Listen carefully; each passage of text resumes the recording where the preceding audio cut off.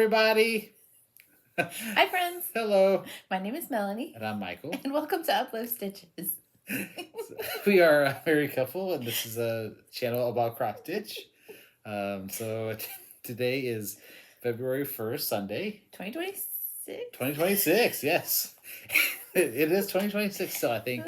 Okay. And this is Flosstube number 30. Yep. Do we need to start over? I don't know. No, I think we're okay.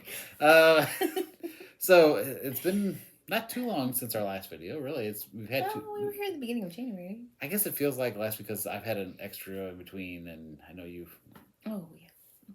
So it doesn't feel as long for me. I just recorded, but yeah. So if you're new here, welcome. We hope you like what you'll see, and if you are returning, we're always glad to have you back. I know. We hope you're well. We hope you're taking care of yourself. Yes, I hope you're staying warm in the cold weather we're having. So It's been mostly cold lately. So we had snow last weekend. I'm sure a lot of you did, or snow or ice, or we had a lot of snow. Cold winds. A lot of people had a lot of snow, and some people who thought they were getting a lot of snow didn't. So we had 8 to 10 inches, I think. Yeah, somewhere in there. It's hard to tell because it was that powdery kind that kind of drifts. So. Yeah, but definitely, I mean, it's still on the ground. We did shovel the driveway. Yeah. That took us 2 days, but yeah, it's it's kind of a cloudy day, so hopefully the light's okay. I've got an extra light on today. It's overcast, so hopefully that helps you to see our projects a little bit better. Yeah, so if you're new here and aren't familiar with our channel, we usually talk a little bit about life updates for the family and friends who are interested, that sort of thing. But if you're not, you can use the chapters to skip ahead to the cross-stitch area. And after we talk about cross-stitch, then we'll talk about other crafts that we're doing right now, and then we'll talk about some board games that we played. And we played a lot of games in January. We did play a lot of games. We have been gifted some games for Christmas, and we played through those, so we're going to talk about 4 of those games. Yeah, at the end of this video. We have a lot. We played a lot of games this month, so buckle up for that. But life updates. What happened in our life over the last month? I feel like we sort of hibernated.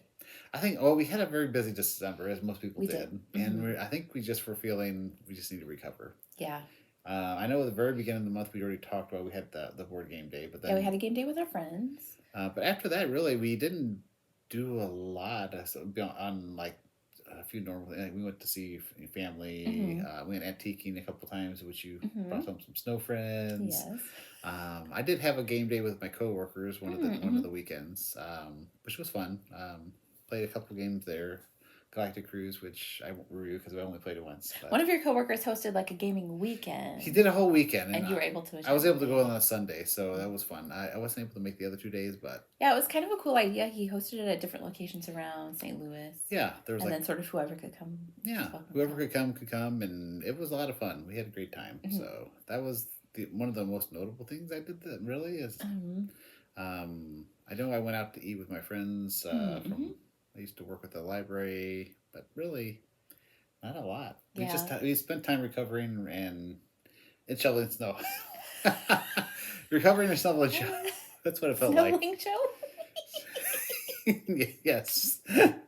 Because I shoveled it, and then of course we have metal roofs, and so it slides off easily. So I had to go back out and reshovel the area I just shoveled the next day because it was a avalanche there. But we did spend some time taking down our Christmas decorations stuff for our tree. Our tree is still up. Yes, we'll probably start taking that down this week, I'm thinking, but during this year, it's definitely a time we need all the extra hope and joy we can find, right? It's been giving me, I've been having hard times in the nighttime, and the light and the sparkliness just helping. We'll have to find some new things. We'll have to find a new way to bring light and sparkliness. Because it needs to come down, so we'll work on that. But that's really it for us for life. So just recovery and trying to take care of ourselves. Really. Yeah, I've been in a lot of pain this month, so just trying to manage that. And I've just been really grateful. We've spent some time stitching with friends online, and that's been helpful for that. We've had a lot of virtual Zooms, which have been fun. So been grateful for that. Didn't do a lot of purchases this month, and we've been doing well with our low buy year. Yes, so we haven't bought a whole lot. We did buy a tiny bit, which we'll talk about when we get to that part of it. But But as far as we'll go ahead and move on to the actual cross stitch stuff. Yeah. And we usually start with full of finishes, and you have. I have got a whole bunch. And I have 0 this month, so yeah. This will be the Melanie show.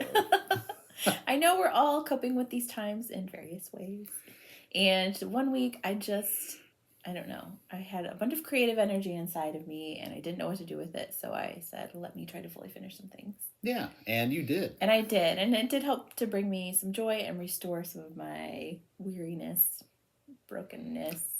And some of them just have to be snow friends. So. They are all snow friends. Color alert, they're all snow friends. Okay, so 2 of them are ones I showed as finishes last time. And those were ornament kits that were gifted me by Frosty the Snowman. Christmas time, Frosty brings us crafty gifts, and so we were each gifted 2 little ornaments kits. Yeah, and you finished yours. I finished and fully finished mine. I will start mine sometime, probably in July. I'm thinking. Christmas in July, so I think I'll do that one. So one of them is this kit by the New Berlin Co. It was called Snowman Ornament, and yeah, I already had it kind of in the frame, but I glued it in there. I used some Aleene's. And then I have this red snowflake ribbon that I tied around the top. He's super cute. Yeah, so he's been on. We've got a little snow friend tree in our dining room. So he's been on there. And then this one was called Frosty. It was by Plaid. Plaid, yeah. And yeah, I think I just had the fabric. So I cut it and stuck it in the frame. And again, I used the Aleene's to kind of put it in there. I put something heavy on top and just let it sit overnight. And then in the morning it was ready to go. And then I tied some more of that snowflake ribbon on the top. So I'm happy with how those turned out. They look really cute on our snow friend tree. And then also, so I think 2 years ago, I started these ornaments. Oh, I do. From this book, Snowtunes. This had been a gift from Frosty maybe 3 or 4 years ago.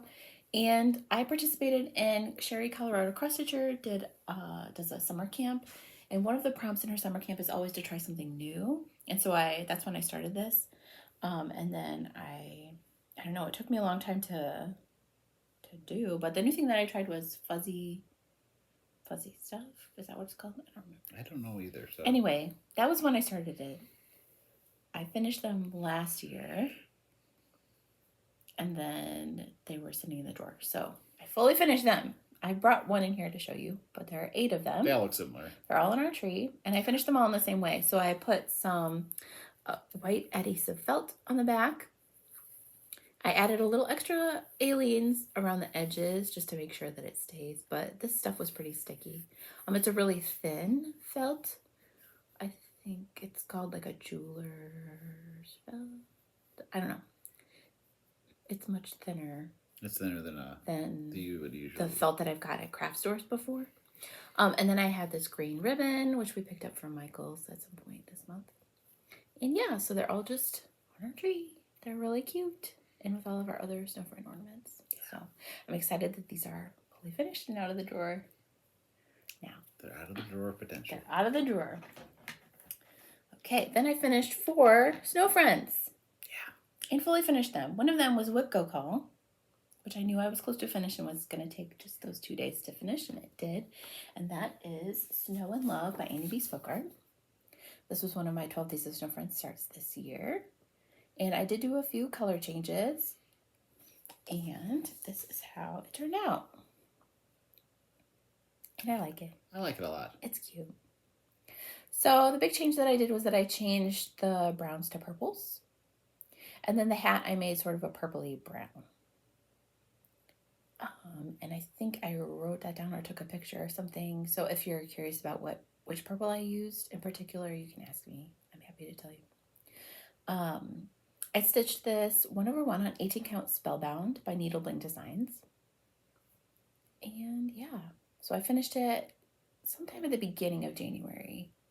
Yeah. And that week that I had chaos in my brain, I finished. Yeah, I think it was one of the nights you weren't really sure what you wanted to stitch on. No, that was the next 3 that the next three you're showing. I knew there was some night where you stitched a bunch of them. I had this cute pink and blue fabric that I thought kind of complemented the colors on the front.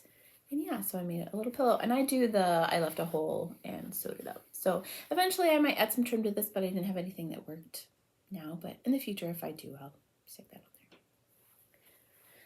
there. Okay, then when it snowed, I felt like working on Snow Friends. So, but I didn't want to work on the one that I had already worked on for WhipGo. And I didn't want to work on the ones because at that point, Jessie Marie, who hosts WhipGo, had already called the numbers for February. So I didn't want to work on And you knew what was coming for those. I thought about starting a new one.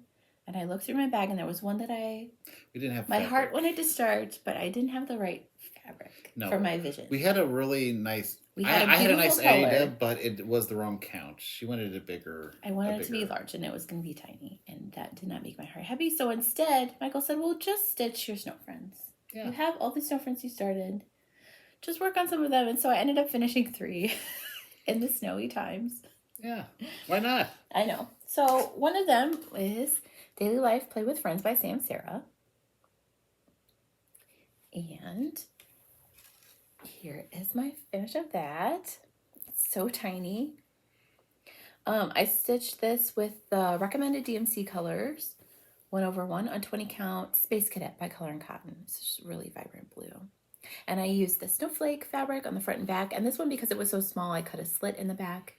And then I kind of fussy cut some larger snowflakes out of a different fabric and used aliens to glue that on top of my little hole in the back. And they look really cute. I think it's cute. So they've been hanging out with other snow friends. And then I worked on Peaceful Snowman by Annie Beesfolk. This is another one I made some changes to, but here is how this one turned out. I think it's so cute. Yeah. So I decided to omit the blue sort of field that's on there. Yeah. From the beginning. That's part of why I chose the blue fabric, because I thought that would be cute and less stitching. Much less stitching. Yeah. So I did change. The word piece was supposed to be in a much lighter brown. And then the hat and scarf and the berries, this very dark brown was supposed to be like the vein in the leaves of the berries. And I thought that was just too stark compared to how light the green was. So I just chose a darker green in the same region of DMC. Yeah, I used all DMC for this. And then the hat and scarf, we debated, and I asked Michael, and he suggested yellow, and I went back and forth. I tried purple. Yeah, I felt like a marigold might work. I ended up going with this sort of corally, reddish orange. I think it turned out really nice. So I've seen a lot of people making red hats lately, and that's sort of what inspired the I didn't suggest red, mostly because I know you don't usually like red that much. Yeah, I know. But in the spirit of the hats I've been seeing people making, I thought this kind of fit this perfectly. So it is kind of a corally red color, and then I use kind of a lighter coral color for contrast in the scarf. But I love how it turned out. I stitched this 1/2 on 36 count, a limited edition fabric by Atomic Range. And I used that fabric with the larger snowflakes on the back. And again, this is one where I cut a slit and sewed it up. And yeah, one of our friends on our last video asked how my white stitches look so nice. And yeah, they're not. That's my secret. I don't care. And they don't look nice.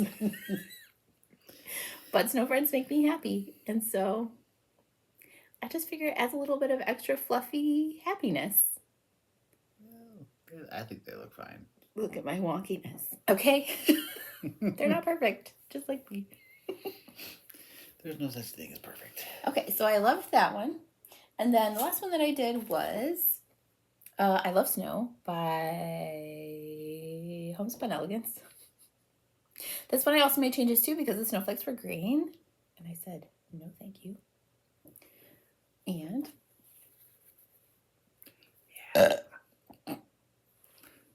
this is how it turned out.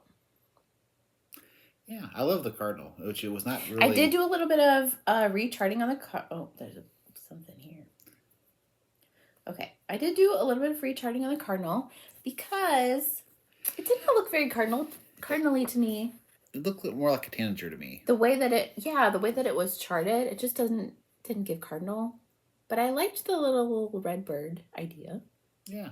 We do have a lot of cardinals that visit our house. So I think she did really nice on the little bit of recharge. So I sort of added the little crest, and then I recharted the eye area so that it looks more like sort of the face of a cardinal that lives in our neighborhood.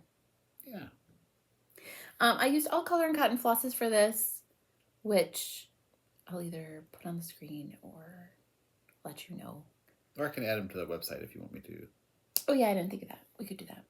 We do have a website where we are putting some of our conversions, yeah, and different styles we're participating in. So yeah, maybe we'll put it there. But I really love this so much. I stitched this 2/2 on 32 count Apparition by Colour&Cotton. And yeah, I just love the wintry feel that it has now with the color changes that I made. It adds a lot to my cheer. We're seeing all the different pillows and the tree, and they're all over our house. Maybe at the beginning I will have inserted a video. If not, then I'll put it in here. Yeah, definitely. So you can see it. But yeah, this one I tried to make like a border, but I miscounted. Whatever. I was sewing on vibes, and that was a bad idea. So it's just a tiny little border around it, and then on the back it kind of looks like snowflakes. And this is another one where I had the hole in the bottom and sewed it up by hand. So yeah, it's cute. They're cute. Lots of finishes. They're friends. They're in our house. They're bringing me joy. That's all that matters. Yeah.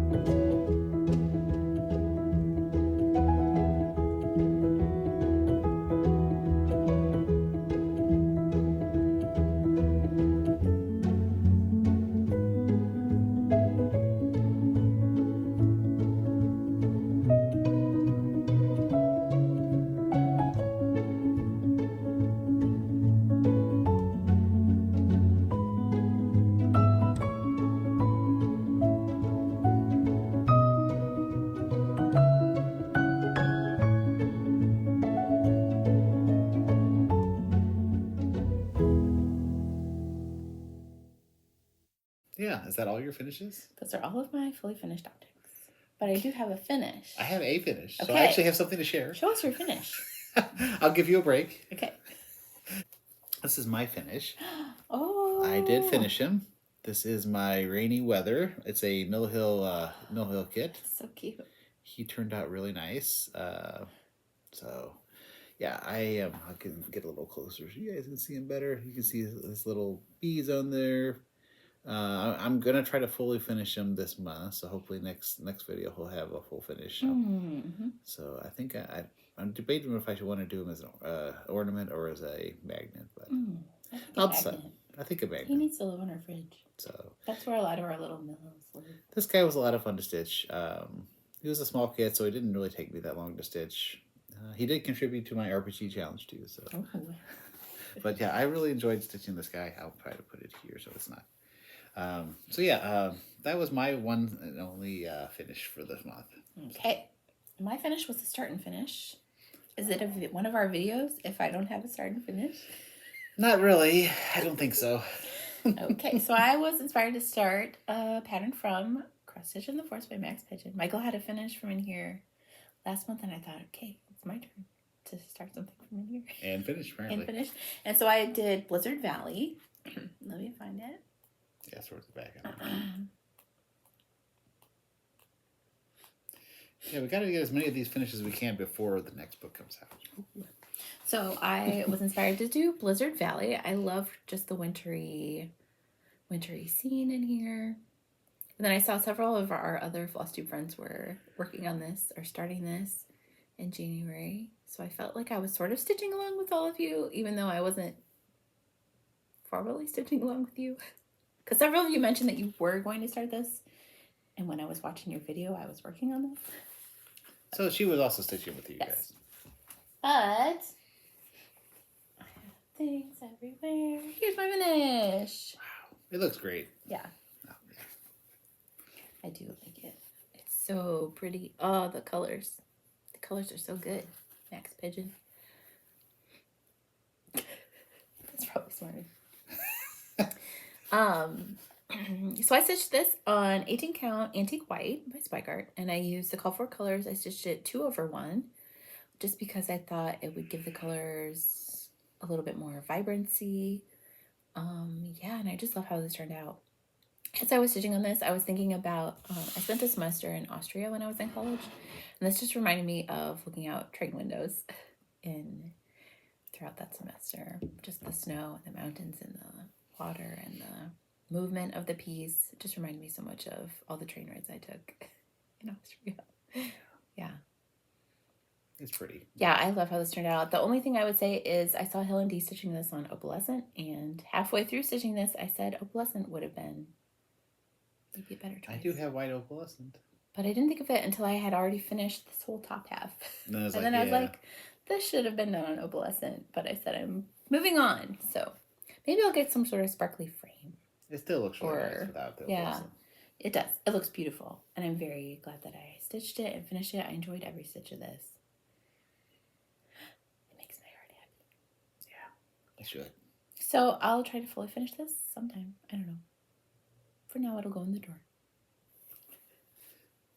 Okay, that is all of our fully finished, our finishes this time. Yep. Okay, we have whips. I had next. a start. Oh, you did have a start. I guess. I mean, technically, I had a start, but I showed it last time, so. Oh, because January had already started. Because January had already started, so technically it was a start, but for this video, it's a whip because I already showed it. Yeah, so. Mine is the start, and I decided to start the 2025 Collector's Heart. Oh yeah, that one. Yeah, there was one day and I needed a new start, and I looked through my patterns and I thought, well, this is maybe a little bit, I don't know. I needed to boost myself. So the phrase on here says, love who you are, which I was inspired by. That's part of the reason why I purchased it in the first place. And I'm doing I'm pulling a Melanie and making it a rainbow. I'm not surprised Changing at all. the colors. Not even the least bit surprised. No colors are the same as this, but this is what it looks like if you like this. Go and get it. If you don't like this, here's an option that I've come up with. Maybe we need something. I can hold one side of it too. Okay. Yeah, so here is my version of the 2025 Collector's Heart. I am rainbowing it, but it's a pastel rainbow. As I was pulling colors, I sort of looked through our Colour&Cotton floss, and I came up with this sort of pastel rainbow situation. Of these beautiful colors. This is what I was drawn to, so I said, well, then that's what I'm going to stitch with. It works. I think it looks really nice. Yeah, and then I decided to do it on this dark navy. This is a 28 count navy Lugana by Spike Art, and I'm trying to use up my Lugana. I just have a little bit left, people. And yeah, this is how it's looking. So at the beginning, my intention was to stitch it, you know, like one color for one color, but the purple, there's not the color that's called for that matches that symbol that I'm using is not in the pattern a lot. So I'm sort of leaving some gaps that I think the purple could fit in, and then coming back and deciding if I want to add purple to it or not. But yeah, I love how this is looking. I think it looks. You did a nice job picking. It's like colors. Candy, like pastel candy colors. Yeah, on this fabric. So yeah, I'll need to decide what color I want to do the words in. But and then I had chosen a darker green that I already took off my floss ring because it was much too dark compared to everything else. So I'll have to make a decision about that. But I just love how it's looking. These vibrant stitches. Yeah, this was just a joy to work on last week. It was. I'm glad. I believe you. Yeah. Yeah, it's a beautiful job of converting that one. Yeah. So I was just kind of following my heart and the vibes on this one. And I'm always excited when you convert colors because it makes me happy. Yeah. The more rainbows I can surround myself with, the better. Yeah. Okay, so is that it for your starts? That's it for my starts. Because I know you had starts and finishes too, but. Okay, moving on to whips. Mm-hmm. I think I actually have more whips than you because you finished so many stuff. Yeah, because I finished all those. So I guess I can start. So this one I don't have a cover sheet because it did not print properly. Okay. If you remember. This was my Black Canyon one for my National Park project that I'm doing. So this is the whole project here. And the one that I'm working on now is right there. You can see it's not quite finished, but so this one I'm stitching is by Stitch and Madness, which I think it's still available. I'm doing this on a 20 count fabric, which I think is called Slate, but I don't know who the dyer was. Because we bought it at Needlework Gallery and I don't think it had an actual label. But, so this is doing 1/1 with the call for DMCs. And this was a part of my Stitch for the Wild Park Sal that I was doing. So this pattern is all 63 national parks. And for you who are new here, I'm actually, we actually visited the park, I put the little date, and a month we visited it. And then I put a green border around it to indicate that we finished it, visited it. So this one has been, I decided to get back to this because I've been feeling more naturey. I know we're talking about going camping a lot more this year. So this one, I think it's looking really nice. I think that is the end of the row. I think the rest of them go downwards. Oh, okay. So I'll be starting over again on this side below that one for the next one. So yeah, this one has been a lot of fun. I actually put in, I know my stats for some of these now because of my the sals that I'm doing. So I had 401 stitches on this one. So, which is not a huge amount, but it's a lot. I mean, compared to what it looked like in our whip braid. I did quite a bit. I did almost the brown colors that were in there, and I finished. I think the water was the last place I did. I had a little bit of the gray, but so it actually I made pretty good progress on that one. So that is my first whip. What about your next whip? Or do you want me to do two? Yeah, why don't you do two? Do two? Okay. I can do that. So this next one is my Birds of a Weather temperature chart. So this is the chart here by Sprouting Lupine. So all the different colors are your temperatures for each day of the month. This is the January ones up here, these two birds. And it's hard to tell on this printout. There is actually a tree background, but you can see it pretty clearly on my... Because I did a little bit of a color alteration for that. So this is what it looks like. Wow. So you can see I lightened up and went more of a light gray for the trees. So they were a darker gray called for, and it just was not showing up on this fabric. So this is I went ahead and started the framework, so the trees and the birds last... you started that in November. And this is on 20 count Posh by Fortnite Fabrics, because I know they're not dying anymore, but... No, it's a really pretty green. It's a very pretty green. I really like this one. I wish I could get more of it, but... so this is what I've been working on. I did some of the frame down here this month. So I think this is the one you can over here. I think that is actually a chicken. So, but I really am enjoying it. I'm going to do the back stitching of the names for the months once I get more of the frame actually finished. But these are the two birds for January. And you can see the one bird, we had the yellows are we had a few warm days. And then it went back towards being cold again. So the designer has several different colorways. They do. And you chose. Yeah, there's several different colorways for this. I chose the rainbow because I liked the lot of the changes in the color. The other ones were more of a similar tone-ish And color. then you made a slight adjustment to the trees. How many degrees? Yes, I made a slight adjustment because the way her spreadsheet worked, it wasn't functioning. It was actually doing I think 3 degrees rather than the 4 anyway. So I did every a 5 degree spread just to make it easier to tell from visually what the temperatures were doing for myself. So yeah, and I did inspire Tori to purchase this one, and he's going to be doing it next year. So he's doing the Satsuma Street one, which I know several of you are doing. But this year he's doing the Satsuma. Next year he's going to be doing this one, which is I'm excited to see what he comes up. He was asking about which color scheme I picked, so. I think he was also thinking about doing the rainbow, so that'll be fun to see. So that was my second one. That one I did 2,303 stitches on this month, so quite a few stitches. Yeah. I slowed down towards the end because I was focused on some of my other projects, but I was doing at least 6 stitches a day, even the days I didn't do much on it. So yeah, it was a lot of fun. I've been enjoying that one. Highly recommend that chart. It's my first temperature chart, and I've enjoyed it a lot. So, so those are two of my whips. Okay, one of my whips is the other whip code call that I had, so I'll show you my whip code board because I did do a little bit of rearranging after deciding to work on and finish those other 3 Snow Friends. I sort of reorganized the rest of my board to fill in some of my larger projects, and those slots where those 3 projects were. So I did finish Snow and Love, and then the other call was Warm Winter Wishes by Pansy Patch. This is what the cover for that one looks like. And I have done a fabric change, which I'm really pleased with. I think this is pretty, and that's what drew me to this pattern. But I really liked the design of the pattern. I felt like it didn't stand out on this brown, so I decided to do a much lighter green.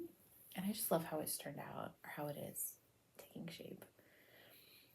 So I'm stitching mine on 36 count Winter Green by Mystic Fabrics. And yeah, I'm using the recommended DMC threads, I think. I think it's called 4 and Over dyes. Yeah, I just love how it's looking though. So when I showed this in our last video, I just had some of the top border done. And so I made a lot of progress. I ended up working on this 3 nights. My goal for all my Whippo projects is to work 2 nights.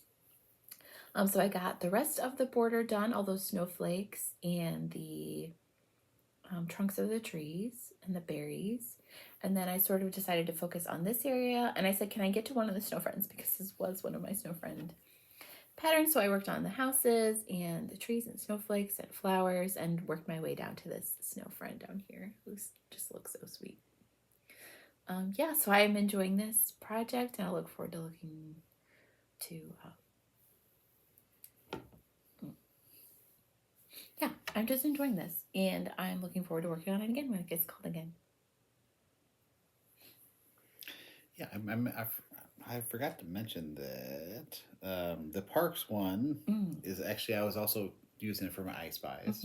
So I considered that as something that would be fun to make into Lego shape. Some of those park things would be really fun to me. Like the Arches Park would be fun to see. And there's another one, would make a good jigsaw puzzle, which... Oh, yeah, we've seen National Park jigsaw puzzles. So those are 2 of those. The Bird Temperature Stitch, I think there was intentions of finishing in 2026. Oh, yeah. Birds of Weather seemed like a good one for that. And let's see what other ones. I think that's it for those 2. I used one of them for a lot of my spies this month. So the next one I have is called the Burrowtail Sal, which was going on last year. And I got behind, and I was like, I'm not going to either I'm not going to be able to catch up, or I'm just going to stress the entire time about trying to catch up. Yeah. So I was like, I made the decision just to let it finish out and then pick it back up when there's not pressure. So this is probably the black, I guess, behind it. This is where I am on. I don't have a cover sheet, but I think you have a digital file. So this is where I am on it. This is my own conversion of the colors. I think it was red, green, and black were the colors called for. And this is, let's see, where is it? This is on 20 Count the Deep Aida by Live and Die LA, and I'm doing it 1/1 with the Colour&Cotton conversion that I'll show in a second. But so what I worked on this month was mostly, I think I had some of the bats done. So I think I focused I'm not sure if I already had that. That's a good question. I'll have to look back and see where I was. I feel like you finished the owl. And the owl, did you finish the owl and the squirrel were both done. Oh, they were? I think I might have started the owl at the beginning of the month, and then I did this part of the tree, and I've been working over here. I'm almost finished with the white on the 3rd page. Then I can add the colors. There's an orange top of a mushroom there, and there's some red eyes. So this one has been a lot of fun to stitch. My white stitches are not perfect either, but I try to take a little bit slow. Go a little slower. You're much more meticulous. Meticulous with your stitching than I am. I try to be a little bit more meticulous, especially on the white, because they do show more. I know you don't care as really. I'm just stitching. You're just enjoying it. I'm just enjoying it. If it looks nice, that's a bonus. I don't need them to be perfect, but I do take a little more time with them, and they turned out pretty well. I really like this one. So my conversion for this one And then I'll talk about stats on it since I actually have stats. I probably won't have stats every year because I'm doing it for Sal's this year. But this was my conversion. So the first one of these is called Snowflake. So that's just a white. That's the white that's in there, but you see. And then the other highlight colors I picked are Glow Stick, which is kind of a variegated orange. And then I have the Stardust one, which has got a whole bunch of different colors in it. There we go. So I think together they would look really good as a palette. But so that was my conversion. That will also be on the website if you're interested in converting for those. But so with this one I did 1,370 stitches on this one, which is quite a bit. This one was by Quaternion, in case you didn't know. But so yeah, that was my Burrow Tales. Do you want to do? And you used that for a few of your I Spies? I use this for, that's right. That's why I brought this out. Now Thank that you. Brought that up. Now that I brought that up. I did use this for quite a few of my I Spies. So this was something I dream of finishing in 2026. Okay. I would like to finish it this year. Project I've seen another stitcher stitching on. I've seen a number of people stitching on it still. I think Jeremiah's mom was still stitching on hers. She hasn't stitched it like the last one. She was working on that one. I thought I thought that's who I saw. Anyway, I saw a number of people. Starts with an A. I'm not sure. I think there was something on there that would start with an A. I can't remember. I had that figured out, and now I don't remember. Laura will forgive me if I come back with. Yeah, there was some reason you were. Yeah. You remember when we talked about it. What was it? I don't remember. Okay. Maybe you'll think about it while I'm doing the rest of it. But I also used it for a color that starts with B. Because it's a blue. Because it's blue. So that one I remember, but I'm not sure what the A one was. Do you want to do one of yours? Yes, the next project that I worked on is Bella by RETM.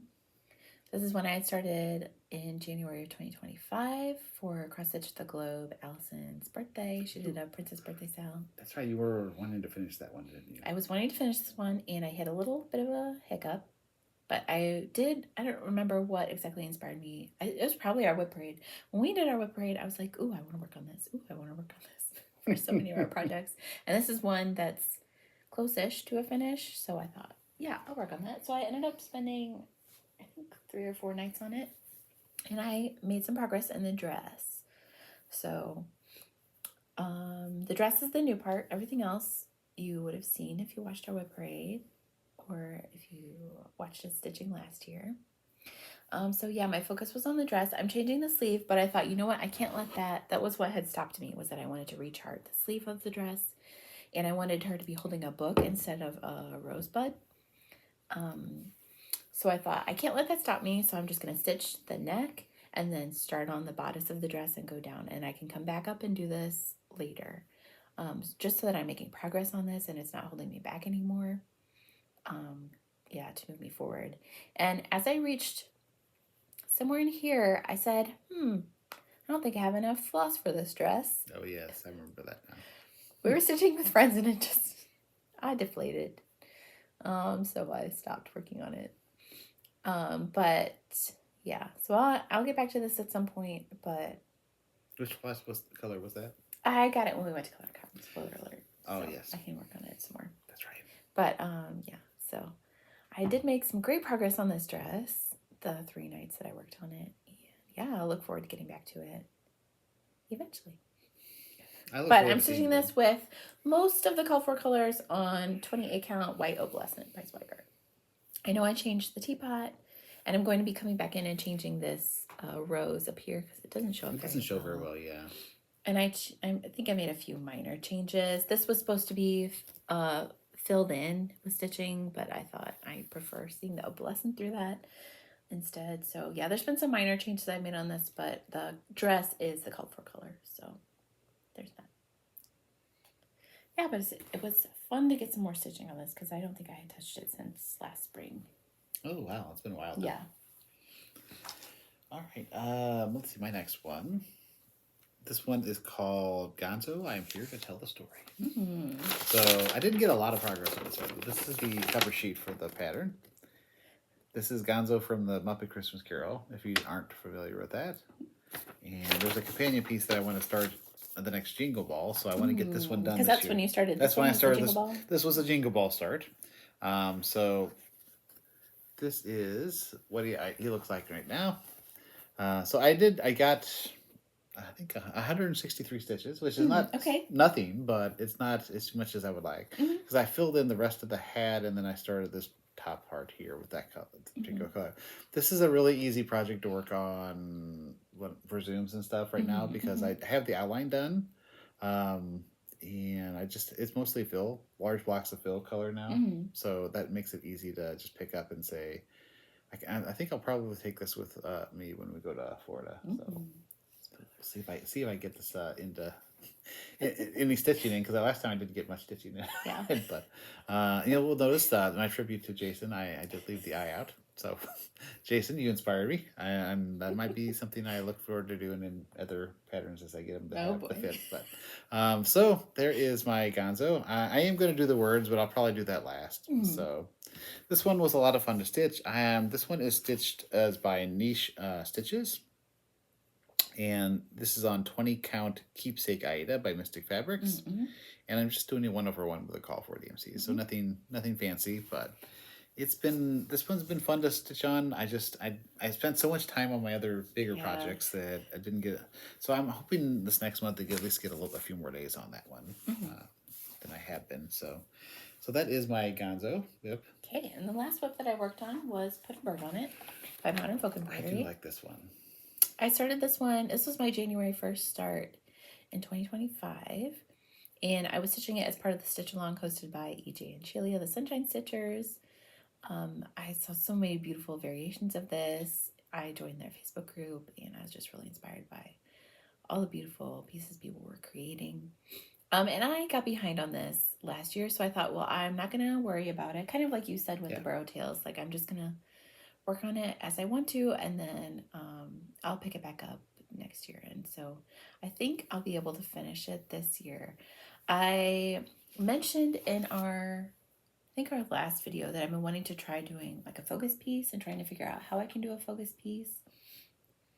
Yeah, I know you were asking people what they do for focus pieces. And I really appreciate, some of you gave me some good input and feedback, and I appreciate that so much.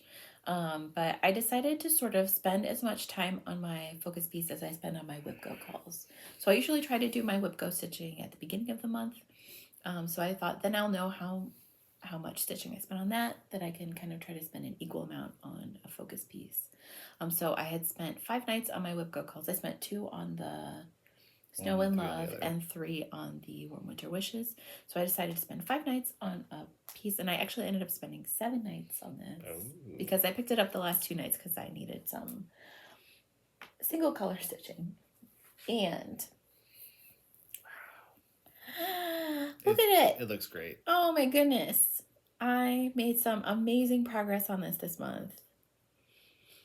So when I showed this in our whip parade, I had everything that you see around the edges. So all of the sort of half things around the edges. And I had these birds up here and this little sparkle. And the top part of this, Big Blue, it's been called by many people who have stitched this pattern. And this over here. So I did all the rest of Big Blue and these little things over here and the birds down here. And I started this one last night. So, oh my gosh, I'm just so excited by the progress that I made in 7 nights of this piece. And I feel like there's a finish. A finish is possible this year. I think so. I think if you keep focusing on it each month. I was just amazed by how much progress I was able to get in seven nights. And yeah, it just excites me so much. So, yeah, I'm very excited. You should be. I'm excited. I feel energized by this now instead of dreading it. Because the last time I worked on this was for Andrew's marathon day. That was when I worked on the top part of Big Blue. And that was really the last time I had worked on this and put some progress on this. So it was really exciting to pull this out again. And yeah, just to feel energized and excited by it instead of sort of dreading it. I'm glad. Yeah. So I'm stitching mine on 36 count Wild Mint by Atomic Ranch. It's a really pretty yellow, green, blue, green mottled. And then the thread that I'm using is Eucalyptus by Colour&Cotton, which is also a yellow, green, blue, green. Yeah, and I'm stitching it 1/2. Yeah, it looks great. Yeah. The fabric choice is really good for I'm it. very excited by this. This won't be a focus piece anymore, but it'll be something I'll pull out either when I need monochromatic stitching or now that you feel more excited just about it hold on again. to it. Yeah, now that I feel excited and energized by it, it doesn't need to be a focus piece, I think. You know, I don't need to have that. You just needed to get yourself going. I just needed to get myself going, and maybe, I did. Maybe you need to make a focus piece out of a forest Groot. We'll talk about that later. I'm excited about that one more than she is, I think. So. Yeah, but I was very thrilled to get so much work on that, and it looks great. You made really good progress on that. Okay, I have one more whip, and it's a big one. Okay. So this is my Tree of Life Yggdrasil pattern. Oh. Yes, this was inspired by Katie, Jeremiah's mom, and Jeremiah, because she's doing an absolutely huge and magnificent Yggdrasil tree, which is not available, she said, anymore. But this was my way of trying to join in on her Yggdrasil fun. So I made this into a sow. So it's called Yggdrasil. Woo! So if you wanted to find a similar, it doesn't have to be a seasonal one. The Tree of Life is just basically, or Yggdrasil, it is the Tree of Life. So in Norse mythology, that's where all life is kind of connected through the different worlds. So that's really all you would need. It just needs to be inspired by that. I know there's a few people that are looking for one. So that's kind of where I started. I was inspired by Katie, and I'm also using this for my Threadwalker saga from Steph at the Wild Fox Stitchery. She's doing that. So this is kind of fitting 2 roles. And I got quite a bit of progress. I started this one in January. And this is on 18 count white gridded Aida. And this is where I got it to. Wow, Michael. Look at all those stitches. It's a lot of stitches. So this month, I started January 1, I put in 3,041 stitches. Wow. Which is most of the first page. My goal for the Threadwalker saga was to get onto the 4th page. Okay. And I feel like I'm probably going to beat that. If I keep stitching at this pace, I'll beat it quite easily. So this is where I am. This one is stitched 1/1 with the Call for DMCs. I'm not going to try to change colors on this one. There is a little bit of the next season in this side here of the page, which I'll work on next probably before I move off the page. But really, I did all of these stitches. I'm really right now I'm working on filling in the blue sky below here, which is what's down there. But it's looking really good. I'm really pleased with where it is. This one is by Denise Design Studios, which is on Etsy, and it is still available if you like this particular pattern. So I think the hashtag for Threadwalker is just hashtag Threadwalker is the hashtag, I think. So those are going to be in our notes as well. So this one, as I mentioned, is also being used.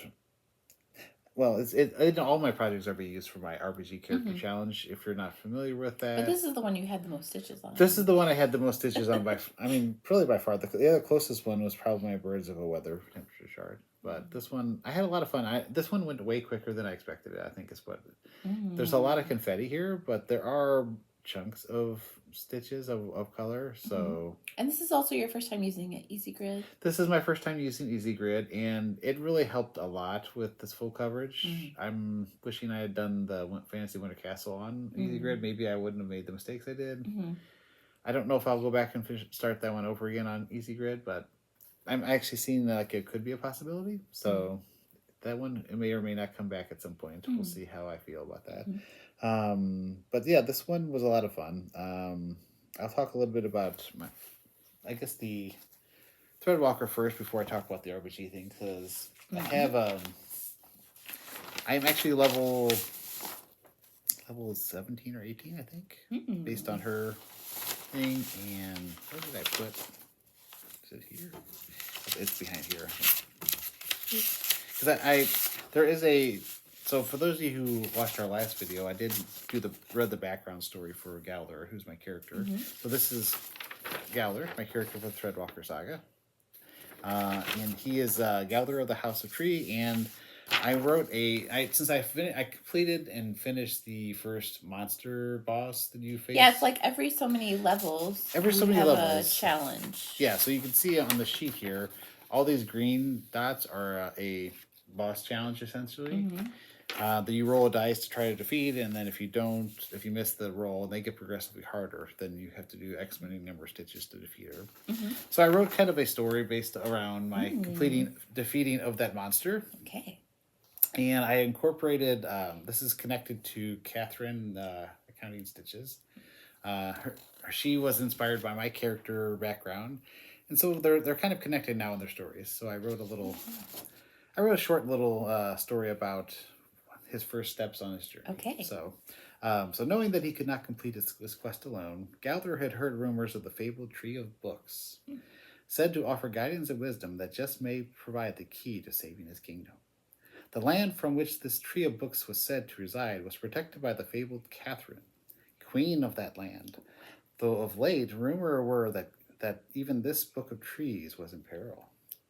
During such times, perhaps an alliance with Catherine would prove enough to tilt the balance of power in the favor of their peoples. He could only hope. So knowing that the realm of Catherine lies east of his home, Gowler set out from his home in Ash, waylaid only once, and quickly dispatching the lone goblin who attempted to rob him of his needle. Farther on, as he neared the outskirts of Menders, the nearest village, a traveling salesperson offered him a new project, something to soothe his soul on a long journey. While attempting offer, he quickly declined and continued to stitch as he walked, pausing only to untangle a knot in his thread.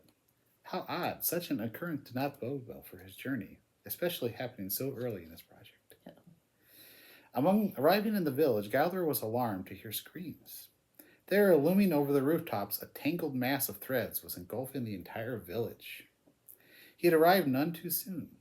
Allaying the fears of the villagers, Gowler quickly put the tangled horror to rest, restoring peace to the village and offering some much-needed stitching time to quiet their fears.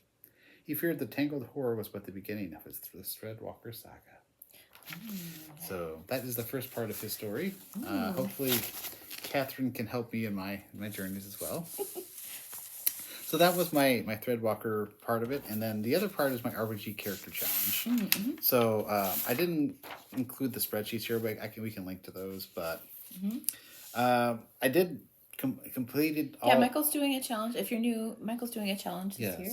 Yes, I'm doing a challenge. I created a spreadsheet that will track. You could use to track stitches that fit certain categories, which we can link to that below. And I have a video we will link to that talks about what the sheet is, how to fill it out, and all that. So after you keep track of your stitches and you put it on the sheet, it'll give you a point total. And at the end of the month, you put your point total into that month's points, and it gives you what a character trait for your character you're creating. This is a D&D character. So by the end of the year, you will have created a D&D character that you could then use to play in some D&D game if you want. So my stitch total for the month was 7,584, which is pretty average for me, pretty decent. And after putting that in, I discovered that I am a halfling. Oh. So okay. That is interesting. I'm just started reading Lord of the Rings, so it's kind of fitting that I'm reading about hobbits, and I am a halfling. So so that is my first character trait. I'll look forward to see what comes up in February. That's what the month this is. If you have your character, if you are playing along and have your character, and you have what species or race you are, please let me know in the comments. I'm curious to see what you guys have discovered about your character. So that is my RPG character challenge.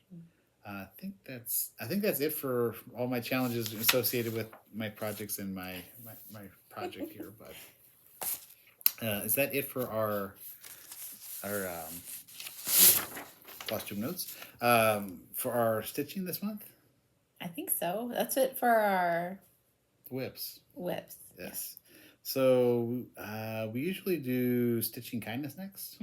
And I had a couple that I can show. I do have one piece. My mom passed a pattern to me that she had stitched. It is Harry by All Through the Night.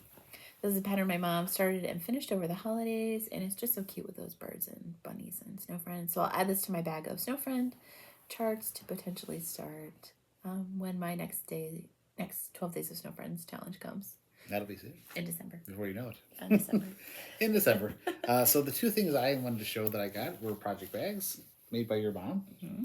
So this fabric was fabric I picked out when we went to Florida in the end of December. Mm-hmm. Yeah, we had gone to a quilt shop called I think it's MK Fabrics or MK Quilts. Yeah. I'll put the name on the screen because I'm blanking on it right now. I know I had MK in it. It had MK in it. I don't remember what it's called either. So Michael picked out a few fabrics and my mom offered to make him a project bag. Yeah. Or 2 project bags. She made me 2 project bags. So this was the first 2 pattern fabrics I picked out. I actually have projects in these, so but this is the inside's kind of this snowflake starry kind of a sky pattern, and then this is the main fabric for well, I kept going past this in the shop over and over and I'm like, I think I need this particular fabric. I know Karen will like this one. The Owls.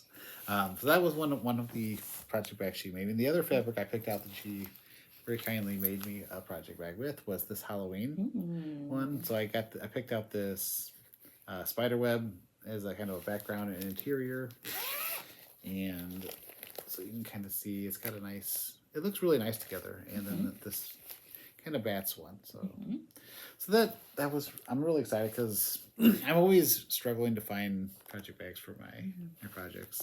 This one has got my Halloween Quaker in it. Ooh, yeah. So those are my 2 stitching kindnesses that I got this month. Thank you very much for making those. That all of our kindness? And then purchases. We do have at least a few purchases. We did pretty good. We went to Colour&Cotton. And we actually stuck with a few things we actually needed instead of... We stuck to what we needed, except for I did get one bonus thing. That's okay. Do you want me to start? Or do you want... You can start. Okay. I mean, this was just a floss I needed for my other pattern. But this one, I needed to kit up this one. So you had purchased this. I had purchased this on our anniversary trip. Okay, so at Beez Stitch Me. At Beez Stitch Me. This was from Beez Stitch Me. This is Monochrome Fantasy. I know Heather is interested in doing this one. She has it. She told me to let her know when I was going to kit it up and start it. I thought about starting it this week and I didn't get it kitted up in time. Yeah, our friend Selena at Spicy Selena Crafts is doing a dragon sale for her birthday, which was yesterday. So I didn't get a time to start that, but hopefully she'll be okay if I started sometime. I'm sure she'll be excited that you're stitching a dragon with her. Yes. So this is my dragon pattern for that. Heather, I am going to be starting this probably this week. So you said you have yours kitted up. Go ahead and feel free to start it with me. It's not an official start along, but I know she was excited. I'm excited about it. So this is the color palette that I got picked out. You stood in front of the wall. I kind of created an idea for the palette using the Adobe Color Wheel. Just to kind of get an idea of what color schemes I wanted. And then I stood in front of the wall and I looked like, what colors? So these are the 2 colors I'm considering for the stars in the pattern, which I guess you can. Yeah. I can hold this. Thank you. You can do that. So the starry kind of, maybe possibly the clouds might be these colors. I know the mountains might be more of this color. And then I got a couple of orange, of the orange one, because that's going to be most of the dragons and the unicorns and stuff. And then I'm thinking this blue is going to be like the water features. And then this one will probably be like the plants. And the flowers may end up getting multiple colors. I may do the flower heads in like one of these other colors. So I think it's going to be a fun palette. This is what it looks like together as a whole. So that is my kitting up. That's why I needed to go to Colour&Cotton, because I wanted to start that one. It would be my first flossy fox shop pattern that I've ever done. So I mean, it's the way that she has it charted with that varied color is pretty, but I wanted to convert it to make it look a little bit more me. So I think that was it for my project enhancements. Yeah, I got a few flosses. So I did get the Classic Colorworks color that I need to finish Belle's dress. And I looked through, they had 4 skeins of it, and I picked the one that I thought looked closest to the skein that I had from 2 years ago. So yeah, I think this will work for me to finish the rest of Belle's dress. And then I needed, I was trying to look for colors for a pattern that I'm going to start in March, but I needed kind of a daffodil color and a dark purpley brown color. So I picked Lava Stone and Lemon Tart from the wall. I think those will work perfectly in the pattern that I'm going to be starting. And then I did get sucked into the fabric, and I found this 28 count blueberry. There's a pattern I'm going to be starting, or hope to start in March, that I think will look nice on this. And even if it doesn't, this will be a great snow friend color. I think a snow friend would look very good. It is blue. I mean, it's pretty. Yeah, it's a pretty blue. So it's a linen. And yeah, I just liked it. Yeah. And I don't have anything like this in linen, so that'll be good. Good for me. But that was really all of our project enhancements. So we did really good, I think, on our. Yeah. We're still keeping it low. Yeah. Well, last year we probably would have bought out the store. So yeah, that was good. I think that's it for that. We have stitching plans. Do you want me to start, or do you want to start? I do not care. You do not care? Okay, well, I guess I'll go ahead and start. So, I mean, obviously, I'll continue working on my Birds of Weather and my Tree of Life, Sal. So I really have been enjoying both of those patterns a lot. So they'll probably be a major focus probably throughout the year, I would think, until either they're finished or... I mean, the Birds of a Weather will probably slow down once I finish the frame, because it'll just be... Then you'll just focus on the daily. It'll just be daily stitching. So, which the frame is really not that far from being finished. It goes really quickly. I think a couple more months I'll probably have the frame finished. So I'm going to actually keep my parks out. I've been enjoying stitching on that again, so I'll probably finish this one this month and maybe start the next park this month probably. And then this is one I needed. I mean, I'm going to keep doing my RPG character challenge and starting my monochrome fantasy, but one of the ones I needed to talk about was Jason X Stitch. Jason over there and I have been talking back and forth about doing a Leap into Spring Sal starting on the first day of spring. So if you're interested, the Sal is basically just pick out a frog pattern to stitch. And leap into spring. It doesn't really matter what frog pattern it is, and I pulled a Jason. Yes, I did. I thought I had my pattern picked out, and now I have several to choose from that I'm looking at. So I have to spend the next month actually figuring out which one I'm going to stitch and just make a decision. So Jason, thank you. You've inspired me. In looking at lots of patterns and then not being able to decide which one I want to stitch. So, but there's so many good frog patterns. If you just search frogs in even Etsy there's just so many good frog patterns. So that is going to be starting in towards the end of March. June. March 20th, 21st is the first day of spring. So you have some time if you want to join us on that. That will be, it's about like 7 or 8 weeks, I think, somewhere around there. I don't know. It'll be here before you know, but yeah, if you're wanting to join us on that, I think that's the major plans. I'm sure I'll probably stitch on a few of my other projects, but I don't really know which ones. Whatever the mood strikes me, I'm gonna try to maybe get a little time in on Gonzo. Poor Gonzo needed some love. So those are my major plans. I definitely want to talk about the Leap into Spring Sal, so give people time to figure out their projects if they're going to join. So that's it for my plans. Okay, well, the Whip Go numbers have been called for February. So here's my Whip Go list. And the numbers called were 5 and 22. So 5 is the little snowman and 22 is Snowman Sentinel Welcome. The little snowman is probably one that I'll finish this month.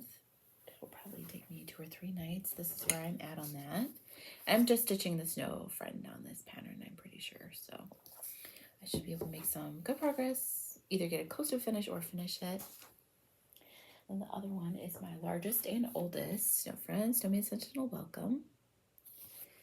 And so I'll probably spend 2 or 3 nights on this. This is where it's at. I'm probably going to come down and work on the mittens next. I think that's the next kind of logical part of the pattern to work on. I do really like that pattern. So I'll either work on one or both of the mittens. That is your biggest pattern, isn't it? My biggest snow friend. Biggest snow friend, I mean, yeah. So we'll see what happens with that, with my Whip Go. And then the Olympics. Are you doing? I'm going to do the Olympics, which is I also need to figure out, because that starts the 17th, I think. Yes. Of this month. So I need to actually look at You didn't mention that in your plans, but I think I did mention. You're right. I didn't remember to put it on my notes. So That's why it didn't get mentioned, but you're right. That is something I have wanting to do. So I need to look at the, who is it that does I think it's the Naptime the Stitcher Naptime Stitcher? on Instagram. Has a graphic, and it's each day of the Olympics. There's different prompts of things to stitch on. Yeah, so I need to look at those prompts and start getting my projects figured out for those. 'Cause I do want to do the Olympics. I didn't do it last year, and I saw everybody having so much fun with it. So I think I will definitely be taking part.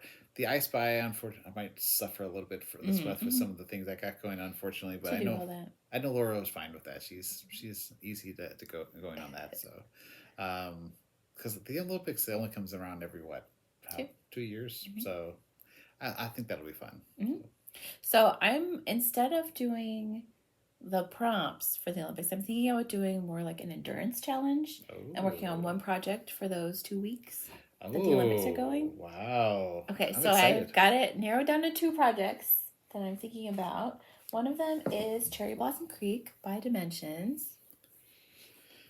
This is where I'm at currently on this project. That is so beautiful. So what? It's like 14 days, the Olympics? 14 days. So I could spend 14 days on this, potentially. That excites me. Or I could spend 14 days on And a Forest Screw.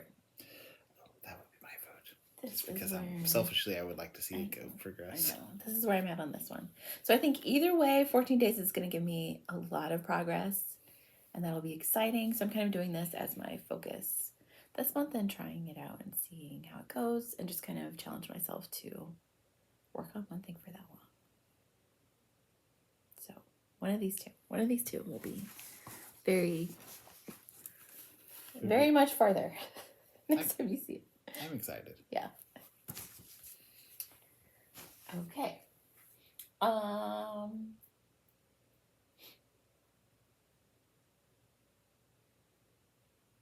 I'll talk about that next time. Okay. Then in March, I'm doing a sal for anyone who wants to join in. Stitch along. Oh yeah, birthday, right? For my birthday, it's gonna be the birthday sal. Hashtag birthday sal. Not surprised. Some of my friends are very excited about this. They've got their starts planned. They're gonna pull out their whips. I have my project I think figured out too. So I'm thinking about doing a bird parade sometime probably in the middle of the month, just to get you excited if you want to join along with me at the beginning of March. So I started pulling together all of my bird patterns, and I put them in this bag my mom made for me. Whichever one, well, I know which one. My actual birthday start is going to be On a Low Branch by Mojo Stitches. I'm very excited about it. But the bag right now is just full of birds, so I think sometime in the middle of February I'll probably go through this bag with you. I also will pull out some of my bird finishes and bird whips, and yeah, just get myself hyped up for stitching all the birds in March. So if you want to join me along, I'd be glad for that. You can stitch something new, something old. You can finish something. I told someone you can just look outside at a bird if you don't like stitching birds. That will make my heart glad for my birthday. I'm excited. I've forgotten about the birds. Yeah, I have a couple owl patterns I might pull one of those out. Okay, so. That excites me. I think most of my bird patterns that I do have, except excluding like the birds of weather, are owls. I don't know how that happened, but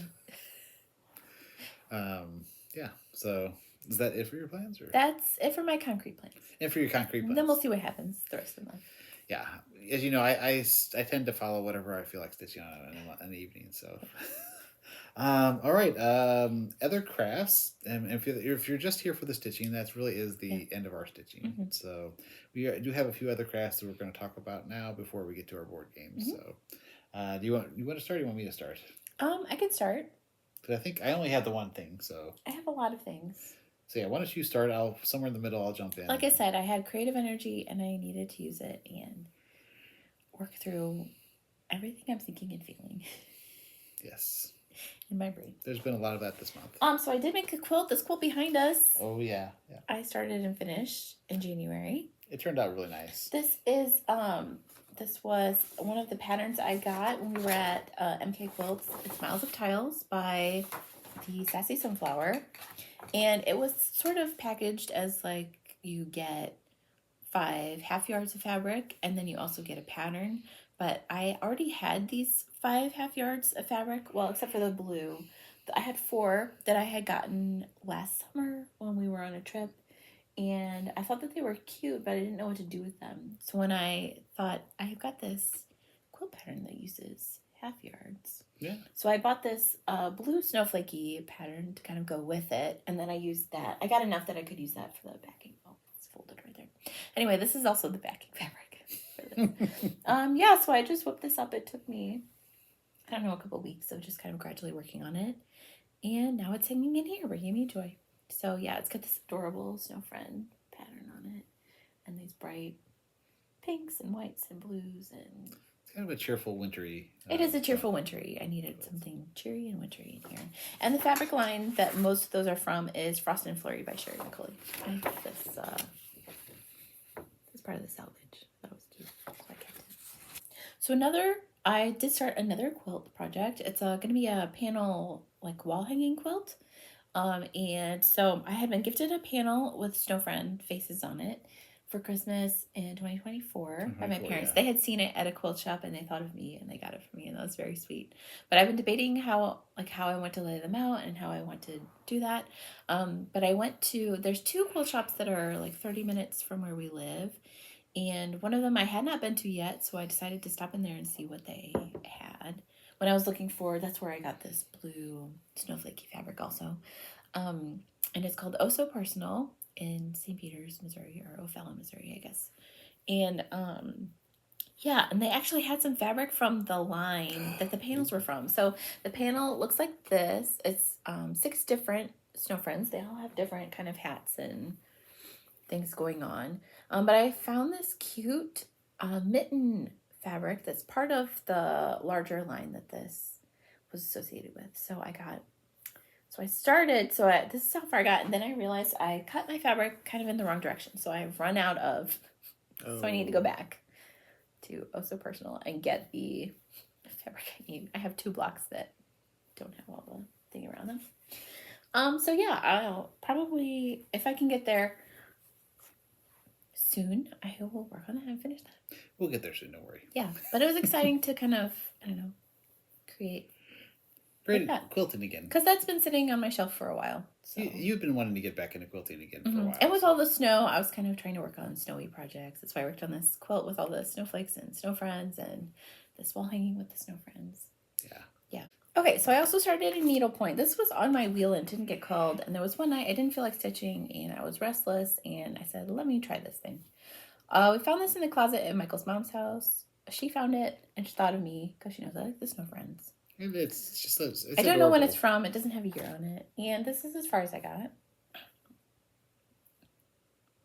It's adorable. On the face part. Yeah, I think it's going to be adorable. This will be like the main canister part. The problem I'm having is that I'm very allergic to Michael's mom's house. And so I was having some allergy problems when I was working on this. Yeah. So I might just let it sit like this for a while longer, or I might put it outside once things get summery and sunshiny and let it sit and kind of get whatever it is that I'm allergic to out of this. Yeah. Baked into the fibers. Yeah. It is a super cute kit. I wish you would. It is. And I worked on this the night that Michael went out to dinner with his friends. And it was before he came home that I was like, I need to put this away because I'm having problems.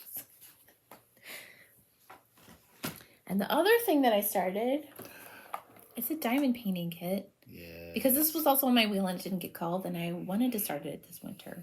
So I was also inspired by Andrew's mom, Andrew the runner stitcher. He had his mom on and she did a diamond parade and showed all of her finishes and whips of her diamond projects that she had. And I was like, yes, that was the week I pulled this out and said, I'm doing it. I'm inspired by Sue. And she did work on this. And so I did, and I made some really great progress on this. I know the top part's going to be crinkly just because of the way the diamond paintings are, but look at all this that I did on this snow friend down here. Yeah, it looks great. Whoa! So I did all of these little diamonds, and I think it's looking pretty good. And those are round diamonds. Yeah, they're round, and they're sparkly, and some of them are like extra sparkly. I don't know if you can tell that, but there are a few of these colors that are more sparkly than the other colors. Just adds a little bit of extra sparkle. This is art based on artwork by Donna Gelsinger, who I know I think it's on Heaven and Earth Designs because I know Stuart and Stitches is stitching a piece from her. Yeah. And our friend Rose Untwist Your Stitches is doing a full coverage Snow Friend piece that was designed by Donna. And it's like, if you want to be inspired by a full coverage Snow Friend, go check out Rose. Yeah, so I'm enjoying this. And I worked on this a couple nights when I didn't feel like stitching either. And I also kind of had it out in the craft room, and this was sort of my drink coffee work on project this last week.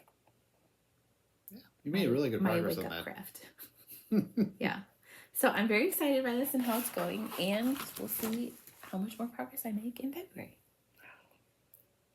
Okay, those are my other crafts. You've been busy with your other crafts. Yeah. I don't have that many other craft stuff to show, so. Okay. Show us what you got. Show us what you got. So this was a Christmas exchange gift I got from the Woobles, Lord of the Rings, Frodo.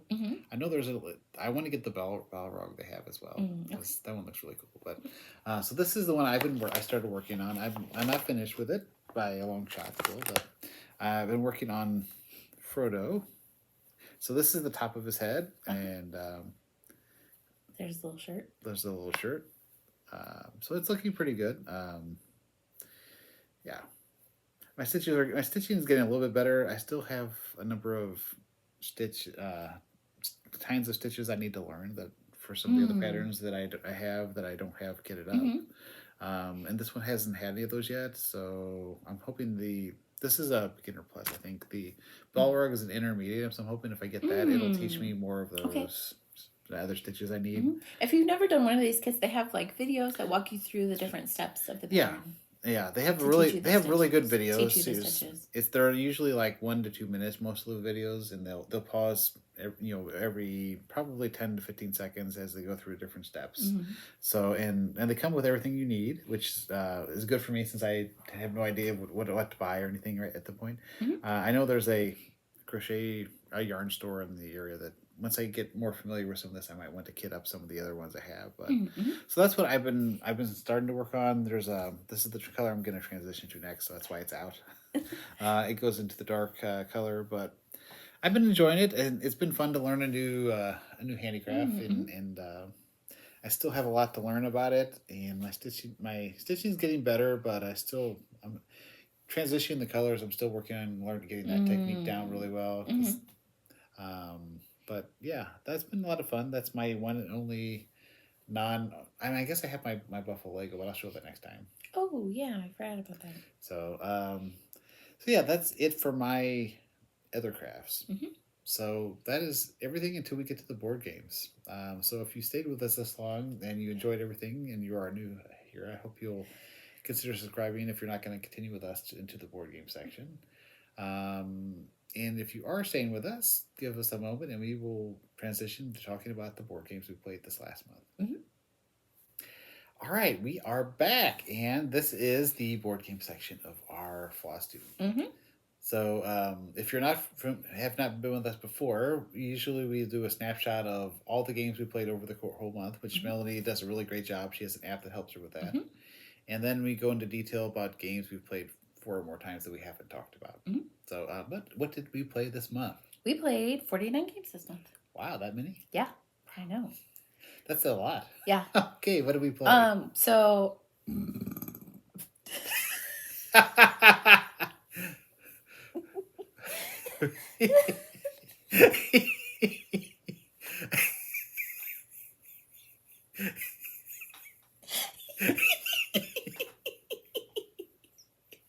Oh no. Okay, so what did we play this month? We played 49 games this month. That's quite a few games. Okay, you ready? Yep. Are you sure? No. Okay. All right, so how many games did we play this month? We played a lot of games. Yes, we did. 49 to be exact. Yes. So what did we play this month? Okay, well, we had a game day with our friends. And on that day, we played 1 game of Fliptown, 1 of Tea Witches, 2 each of Acropolis, The Loop, and Sequence, and 1 of Hues and Cues.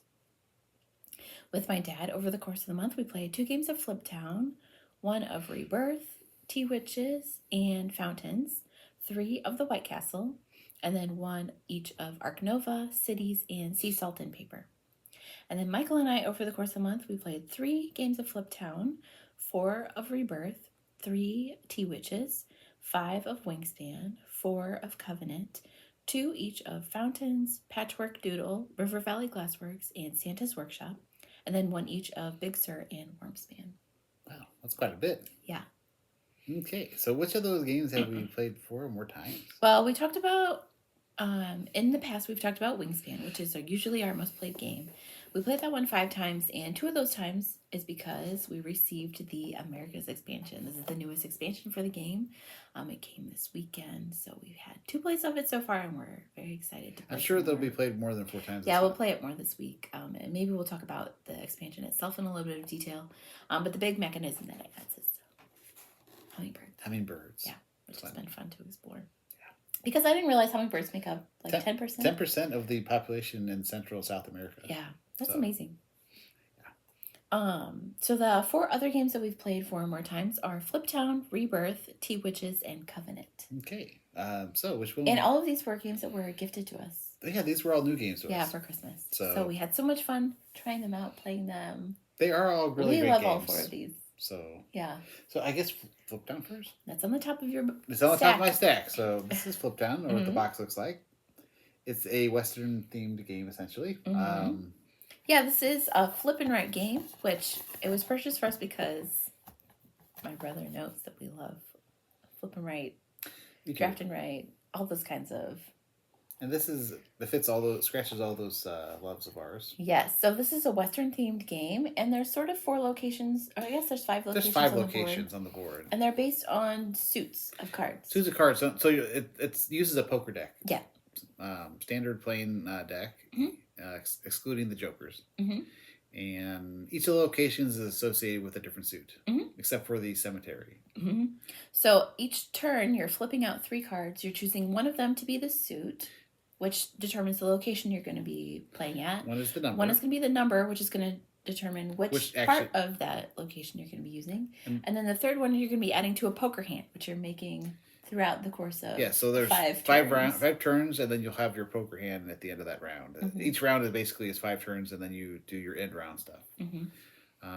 So there's different things you can do in the game, depending on what you focus on. There's a town where it has a whole bunch of different buildings that have different things they do for you. You can get equipment upgrades for different types of things you can do.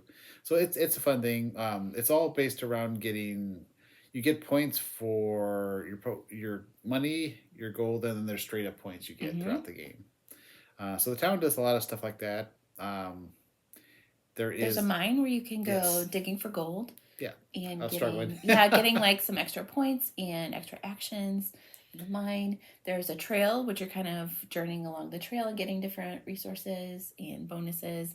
And then there's the Badlands. The Badlands where you're trying to steal and rob and get some wanted posters, which then at the end of the round is dangerous because the sheriff might come after you. Yes, and the sheriff take away some of your points and money. Yeah, the sheriff is a card that comes out at the beginning of the round face down. You don't know what he is. But if he's lower than your number of wanted posters that you get through your different actions for that round, then he catches you. Yep. So take some of your points. So you're trying to manage all these different things. And there's a cemetery, which you can go visit as well and dig up people to get goods from there, and which also gives you bad reputation. Oops. So it's really fun. It doesn't take itself too seriously. There's multiple ways of winning. There's no single one strategy that works well. So it's a lot of fun. It's not too heavy on the poker. Like you do need. You do have to think about it because it gives you money and points. It gives you money and gold money and points at the end, and so.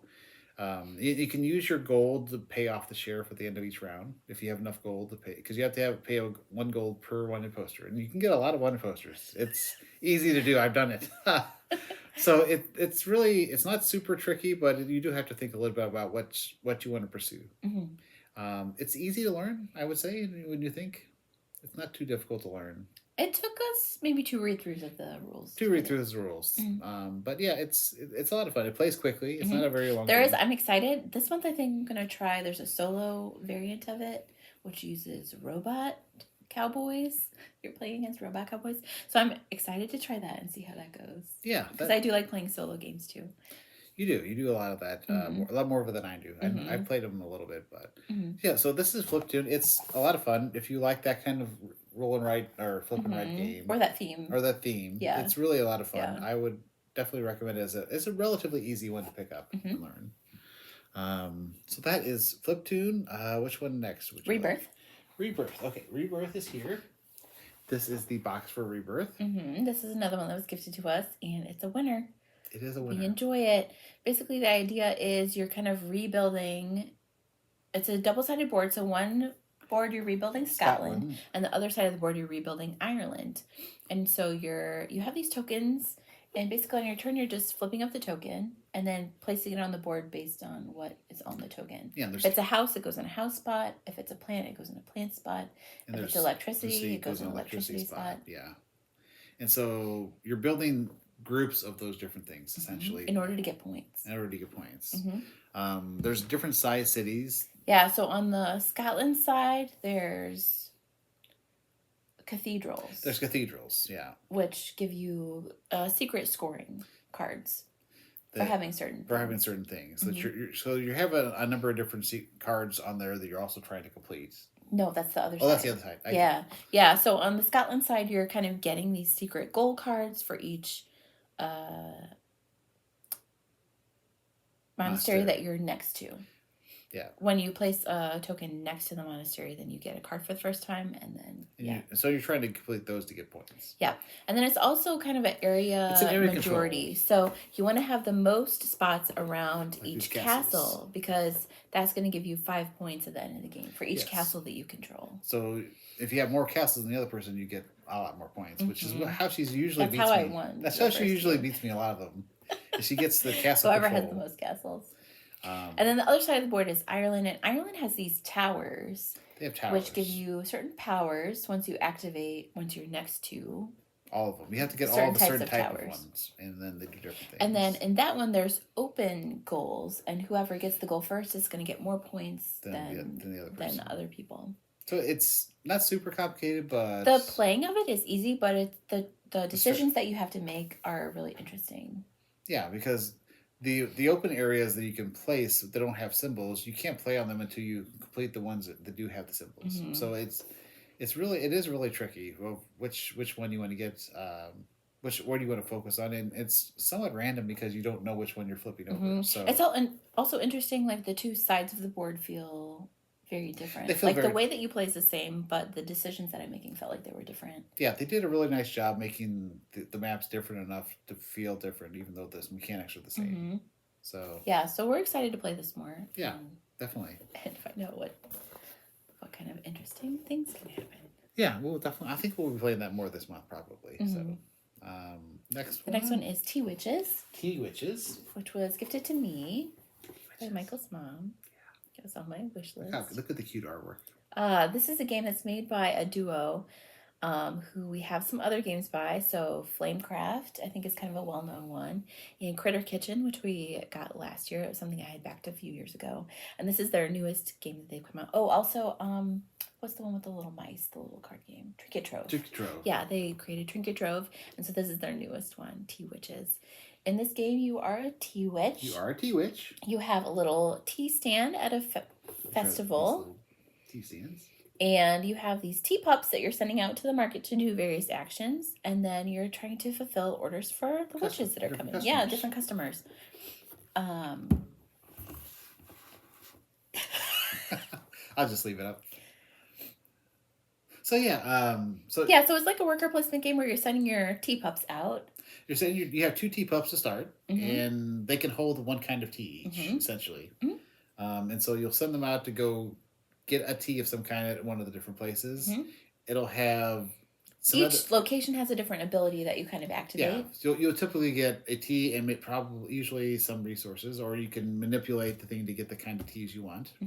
You have a little board with storage areas. Like a bookshelf. With a bookshelf. Or a storage shelf, I guess. A storage shelf that you can upgrade to hold more teas. Yeah, throughout the game you can get some upgrades where you can store tea. Store teas or toppings.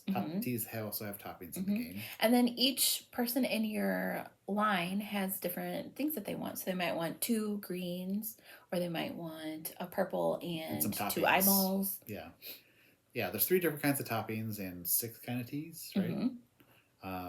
And like you said, each one of them has different things. Some let you upgrade your storage area. Some are fancy witches that are like celebrities. Yeah, they're celebrities. Celebrities that you can then please. They cost more to attract, but then and they're worth more their points. Rewards are higher, and they're worth more points at the end of the game. And there's areas that have what are those special teas that you can get that are one time. You can use them for a one-time benefit. One of the interesting things about this, though, is that before you do the worker placement part of the game, you're doing a push your luck thing where you're actually getting the people in your line. Yeah. At your stand. Yeah, because you have everybody has their own deck that's basically the exact same cards. And so what you're trying to do is you're flipping out cards in your line of people. You're trying not to avoid getting the same color, which is at the same time. If you do, you're going to lose a certain number of them. You've been hexed. Yes. And you lose up to a certain point in your line. And whoever is not hexed and has the most witches out ends up going first. That's how the first players decide each round. So it's not super complicated, but it's definitely, it makes you think. It's more complicated than like Flip Town on that. It's more complicated than Flamecraft. Which I would say this has very similar idea or like feel to Flamecraft. It has a similar feel, but it's more complicated. But it's just a little bit more complicated than Flamecraft. But the theme is super fun. We've loved playing it. Yeah. Yeah. Yeah, it's a great game. It's probably about an hour play. 45 minutes maybe. For us. For us. Yeah. For us, I think it was maybe closer to half an hour or 40 minutes. I mean, we introduced it to our friends and taught it to them, and it took them a longer time because they had a harder time with some of the concepts in it. Yeah. So I mean, it's probably medium crunchy-ish, not super crunchy, but medium. It's definitely not simple. Yeah, I enjoyed it a lot. It's fun. It's cute. It's cute. The artworks. I'm looking forward to playing it again. Yeah, that's how I feel about it. We will be playing again. You know what I mean? Like it's a game that I want to play more of. Yeah. All 4 of these games that we're talking about today. Yeah, these are all great games. I would definitely highly recommend this one. It is for 2 to 4 players, like most games that we have. I am sad there's not a solo. I was looking on Board Game Geek, and someone has come up with like a homebrewed solo version of the game, so I might try that at some point. I might look into that because I think that would be interesting. That would be fun. I was kind of disappointed they didn't have a solo. Is there a solo of Flamecraft? I don't know. I never looked. Worth considering. Yeah, I know there was of the Critter Kitchen. The Critter Kitchen, yeah, you played that. Yeah, but so. Yeah, definitely one to check out if you like the theme and you like their games. It's a great, well-designed game. So. And then the last one is Covenant, which was another gifted to us. This one was definitely heavier. This is the heaviest game. It was tricky learning some of the ins and outs of this one. Yes, I think it took. I mean, I think we understood how to play. The basics from the get-go. Easy. The basics are easy. It's but how to score well. How to get higher score, because our scores were very low the first 2 games. Yeah. And now we're sort of getting higher scores. So yeah, there's a lot. I feel like we have a better grasp on how. The strategies were hard to figure out on how to score well. Yeah.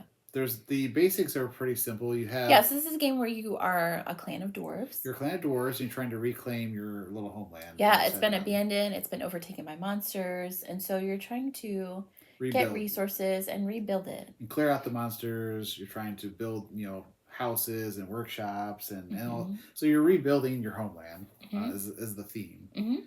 And it's a worker placement game, but the work that you're doing is on your own personal board. Yes. Because you're sending a dwarf to a tool, and they're using that tool to carry out a particular action based on the tool. Yeah.